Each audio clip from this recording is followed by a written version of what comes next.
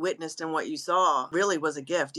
Part of me, when I was vetting and bringing people on my podcast, I really, really liked your bio because I'm going to get a little vulnerable here and share a little bit what I went through as a kid. I went through a stepdad that he would work his 9 to 5 or whatever job he was doing in a factory. And then he'd come home and then he'd have a beer and then he'd have another beer and then he'd have another beer.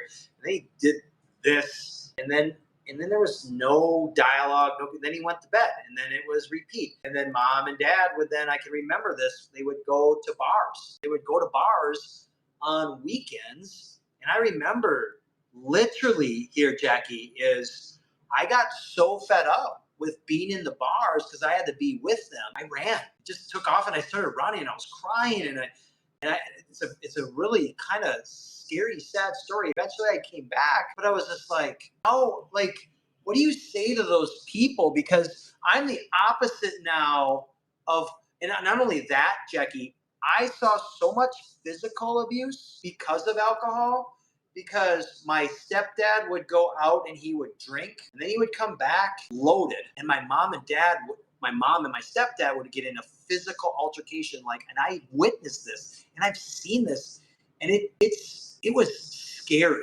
scary. And being a father now, a single father and divorced now for almost 10 years, is I will never put my daughter in that type of situation. What do you say to all of that? And because it's almost like for me it was negative reinforcement that I didn't want that. I didn't want that life. So what do you say to someone that maybe is part of that life or witnessed that? What do you say? You witnessed and what you saw really was a gift. Even though you had to live through it personally at that time, your whole rest of your life, you went, wait a minute, look at what you were able to learn early on, what the true effects alcohol can have on somebody. Like the first time you took a sip, did you ever imagine that, 15, 20, 30, 40 years later, you'd be having to talk to somebody because you lost control of what alcohol is doing to you? The alcohol industry does not let people know how addictive it is.